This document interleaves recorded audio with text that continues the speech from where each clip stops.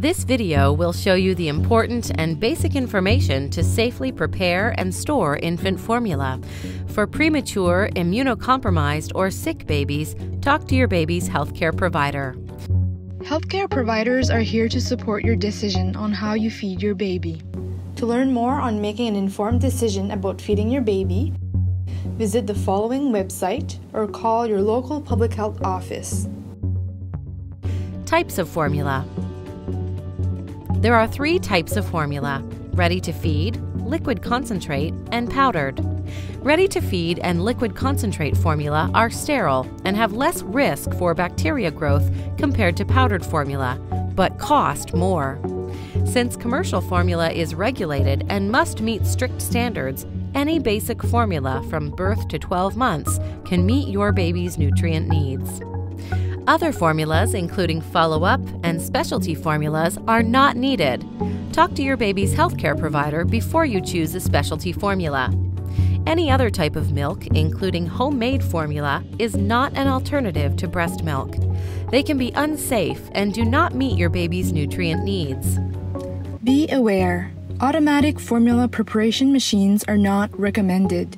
These machines do not consistently mix powdered formula well. This means that your baby may not get the right nutrition. When the water is heated, it is not hot enough to kill bacteria that may be in powdered formula. There have also been reports of mold growing in the tubing of the machine. Vitamin D. Formula has vitamin D added, so if you only feed formula, extra vitamin D is not needed. If your baby is receiving breast milk only, or a combination of breast milk and formula, give them a vitamin D supplement of 400 IU every day. Storing formula. Store any unopened formula container in a dry location at room temperature.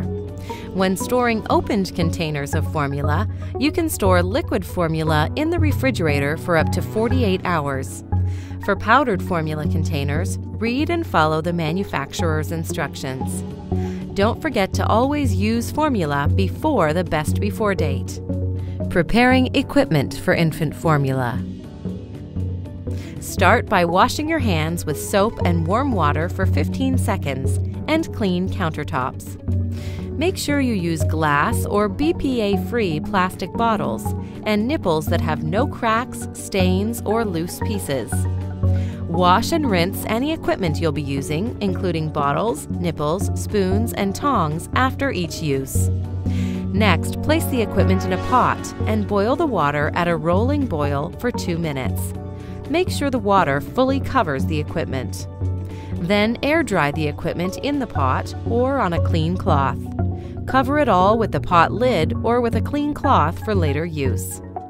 If you use a microwavable or plug-in sanitizer, read and follow the company's instructions carefully. Water for formula. Use cold municipal tap water or commercial bottled water to prepare formula. Special baby water is not needed. If you use well water, test it for bacteria, chemicals like nitrates, and fluoride level. For more information about well water testing, contact your local health protection office. Do not use carbonated, distilled, mineral, vitamin, or flavored water. Make any and all water sources used to prepare formula safe by bringing it to a rolling boil for 2 minutes. Do not use an electric kettle since it does not keep the water at a rolling boil. Cool and store boiled water in a tightly closed container for up to 24 hours at room temperature or 48 to 72 hours in the fridge. If you are preparing powdered formula for later use, the water should be no less than 70 degrees Celsius or 158 degrees Fahrenheit when mixed with the powder. You can use a food thermometer to check the temperature. Mixing the powdered formula with this hot water helps to lower the risk of bacteria growth. Another way to make sure the water temperature is no less than 70 degrees Celsius or 158 degrees Fahrenheit is once the water has boiled for 2 minutes, turn off the burner and let the pot sit for no more than 30 minutes. Preparing formula safely. It's important to follow the instructions carefully when preparing formula, since mixing it incorrectly can make your baby sick. This includes washing the top of the can with hot water and soap using a clean dishcloth. For ready-to-feed formula, pour the desired amount of formula into the bottle.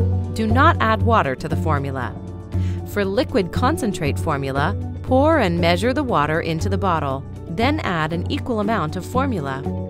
For powdered formula, pour and measure the water into the bottle. Next, add the correct number of leveled scoops of powder. Make sure you only use the scoop provided. Then shake or stir it well until there are no lumps. You can store prepared formula in the refrigerator for up to 24 hours, but do not freeze it. Warming formula. When it's time to offer formula, you do not need to warm it up. However, if you choose to warm formula, you can place the bottle under warm running water. Another option is to place the bottle in a bowl of warm water. An electric bottle warmer on a low setting is also okay to use. Regardless of the way you choose to warm formula, warm it for no longer than 15 minutes. Do not use a microwave, as it can cause hot spots and burn your baby's mouth. Before you offer formula to your baby, check the temperature by placing a small amount on the inside of your wrist. It should feel warm or room temperature. Always check the temperature of formula before feeding your baby. Feeding formula.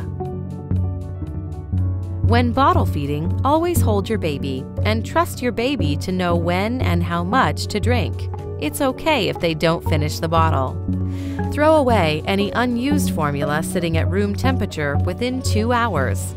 Once you have offered the formula to your baby, do not place formula back in the fridge. Plan ahead for emergencies. In case of a loss of power or safe water, prepare an emergency kit, which includes at least 1 week's supply of ready-to-feed formula, a can opener, sterile bottles, sterile nipples, and hand sanitizer.